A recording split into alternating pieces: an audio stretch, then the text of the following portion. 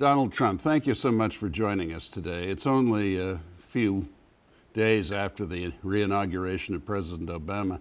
You are probably the most prominent and successful independent in American politics since Ross Perot, and have a lot more of a future than he had after he'd been at it a little while. How do you see the political division now? The parties were close in the election, but by most accounts, the president didn't have a record he could run upon, and the opposition was not well organized. Are you concerned about the divisions and the lack of talented candidates? There is tremendous hostility between the parties. I cannot believe it. I've never seen anything quite like it. I thought his speech was very, very hostile toward the Republicans and, frankly, toward his enemies. And I think that shows really a lack of respect because the Republicans have not really used their strength the way they could. You know, they have great strength in the House, and they haven't used it, and nobody quite understands why. I agree. If I may ask, do you have any thoughts about whether you would play a political role at any level going forward? I mean, you'd be a very strong candidate for mayor, for example. Well, as you know, I've had a good time with politics over the years, over many years, and did very well when I was thinking about running. I decided not to do it because I have a lot of other obligations, including a very, very successful show. And as you know, you have equal time provisions, which don't allow me to do what I'd like to do. But I do stay involved in politics very strongly. I feel very strongly the nation's in serious trouble. Our nation is really in serious trouble. And we'll see what happens over the years. But I do very much love politics. I was leading in every poll. I really enjoyed what I was doing, but ultimately I decided not to run. I was very shocked to see how poorly Mitt did. He's a fine man, a nice man, but unfortunately he didn't resonate with the public and with the voters, and Obama won. Donald, you recall, as I do, in the terrible year of 1968 with Martin Luther King and Robert Kennedy assassinated, 550,000 draftees in Vietnam, 200 to 400 coming back in body bags every week, riots all over the country. In that very, very difficult year, Lyndon Johnson, Hubert Humphrey, Robert Kennedy, Richard Nixon, Nelson Rockefeller, and Ronald Reagan all ran for president. And they were all qualified to be president, whatever one thinks of any one or all of them. This year, the very strongest Republicans, Jeb Bush, Chris Christie, yourself, if you consider yourself a Republican rather than independent, Marco Rubio, Mitch Daniels, didn't run. Does this worry you? Is the United States losing the confidence it normally had that the very best people would seek the highest offices? Well, I am a Republican, actually. I'm a registered Republican, but I was very surprised that other people didn't get into the race. I was actually shocked. They have a lot of good people, and they just didn't get in the race. And I don't know if that's because of the old axiom that, you know, it's very hard to beat a sitting president. And it turned out to be, I guess that was true. Lots of goodies were given all over the country, as you know, prior to the election. But I actually thought this would not be a tough election for a Republican. I actually thought very strongly that a Republican would win. And if the Republican did the right thing, would absolutely win. And, you know, Mitt worked hard. He really worked hard. But somehow the last few weeks were not his weeks, whether it was the storm, which was terrible, Sandy, or the fact that I don't know what happened in those final two debates, but he wasn't like he was in the first debate. But he didn't resonate and he lost. I was surprised that more people didn't enter the race, absolutely. Do you have a reason for this? Do you feel that the media has been more hostile and the country more divided since a certain event, such as Watergate or any other event that you can think of? I mean, has there been a real turning since we were young people watching President Eisenhower and Adlai Stevenson, whom everybody respected, or Senator Kennedy and Vice President Nixon, whom everybody respected? Things have changed very markedly and not in a civilizing way. I mean, have you got any kind of breaking point that you take it back to? Well, I can say this. I've never seen the country so divided. I have never personally, I've been involved in politics for a long time. I've never seen anything like it. The level of hatred between Republicans and Democrats and people, even within their own, Republicans and Democrats, although I think to a lesser extent. But the level of hatred that you see in Washington today, I've never seen anything like it. And ultimately, the big loser is going to be the country. Yeah. Now, you have been one of the country's most successful businessmen.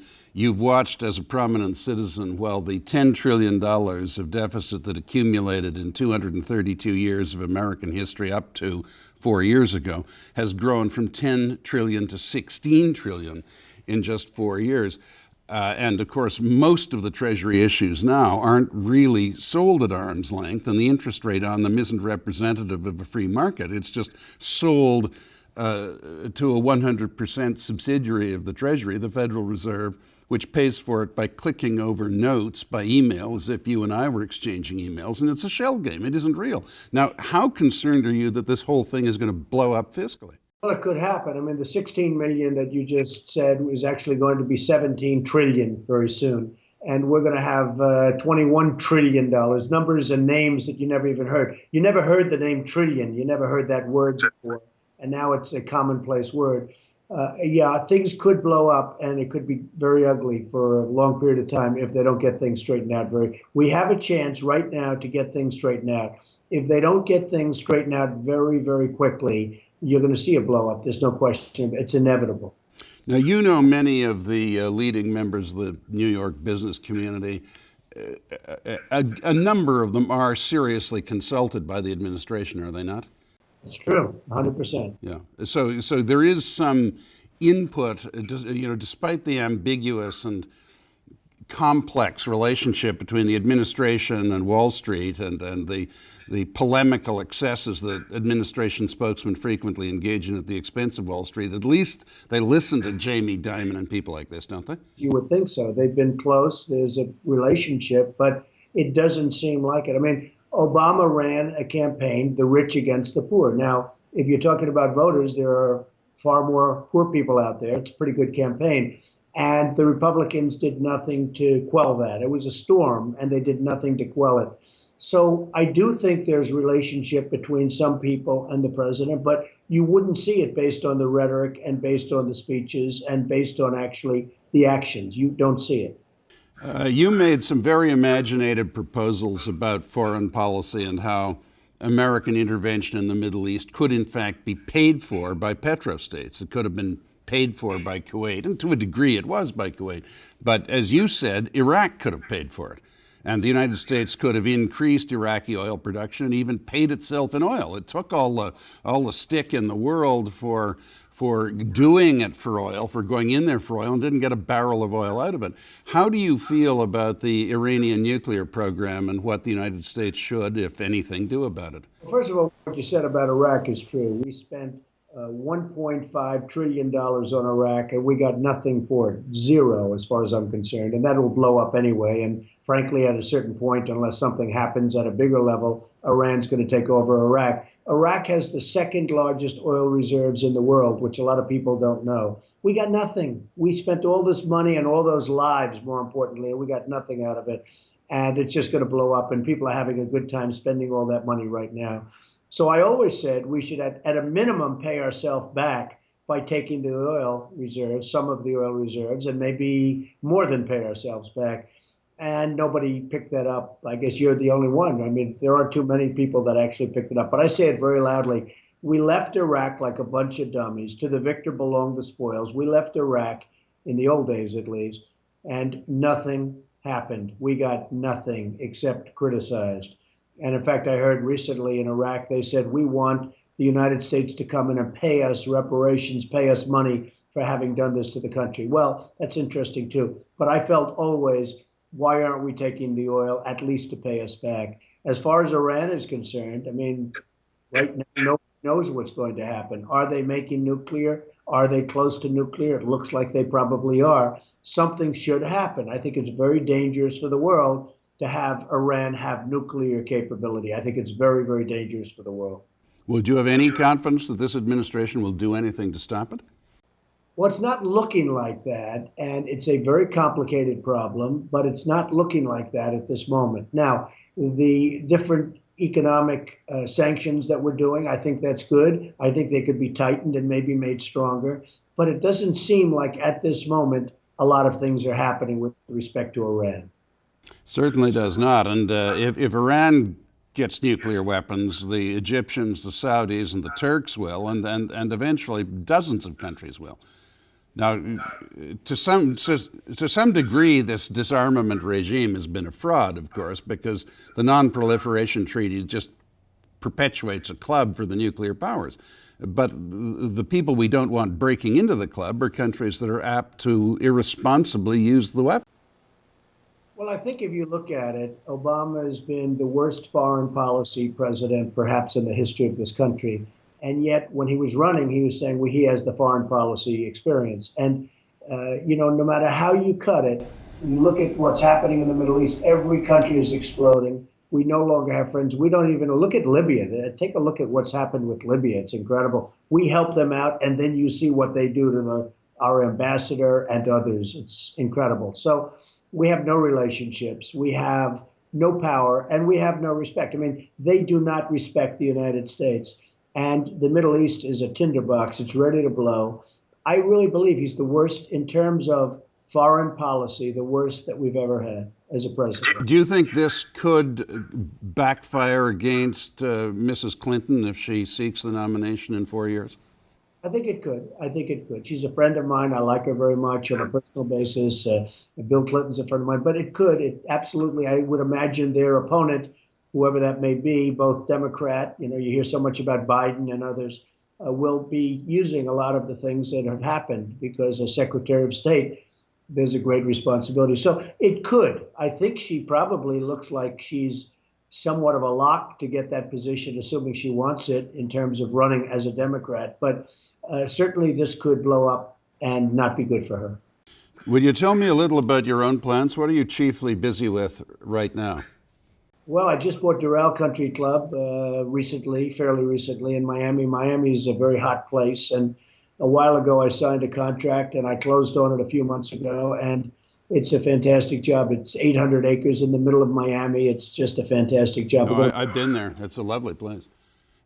Well, you're becoming the great authority and the great czar of golf clubs in America, are you not? I have a lot of golf and I have a lot of buildings and I have a lot of everything. We're building all over the world. We have jobs going up really all over the world and they're very exciting.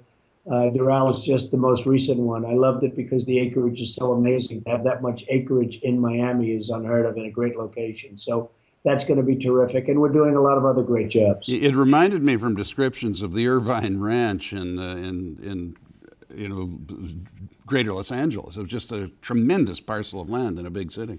It's an amazing parcel of land. Everybody wanted it. I was able to get it. And since I bought it, Miami has just taken off. So the timing looks like it's pretty good. No, it's a terrifically dynamic city. But you have a mixture, do you not, of buildings you own and buildings that you sell your name to the owners to put your name on it. I build, like in New York, I'll generally speaking own and build and do my thing. But when I get too far afield in terms of location, for instance, if I go to a China or if I go to a Panama or if I go to other places, we have local either partners or we do licensing deals where they use the Trump name and the Trump brand and they'll do fantastically well. So that's a little bit different. If I'm fairly close, like in Miami as an example, I own 100% of Doral. Other places, New York, I built a building on Park Avenue at 59th Street, the old Delmonico Hotel. It's now called Trump Park Avenue. That was my job. I built a building opposite the United Nations. That was my job. So, 100%. So generally speaking, if I go far away, as a developer, I understand what it takes to develop, and you like to have partners. Yeah, of course.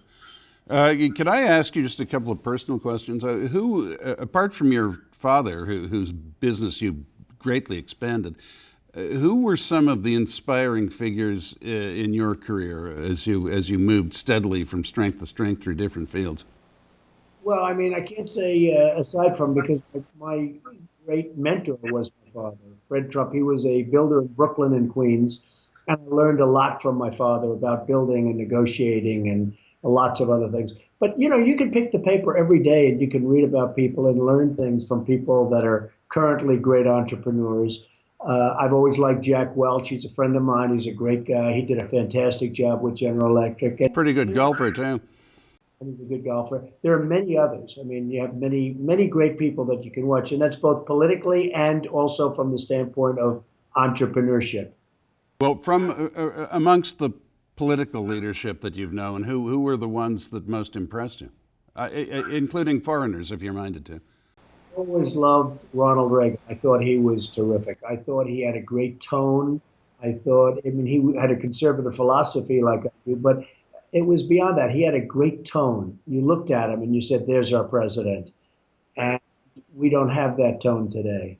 So I always thought Ronald Reagan was absolutely a fabulous leader, president, and a man that you just tended to say, I'm very proud to have him. Donald, it's very kind of you to talk to us. May we come back and visit you in a few months? Absolutely. You are a terrific guy, and I just wish you the best. And it's an honor to be doing the interview with you. Thank you so much, Don. Let us know if you're coming to Toronto or London, and say hello to Melania for Barbara and me. Much. You take yourself, Conrad. Thank you. Thank you. Bye. Bye.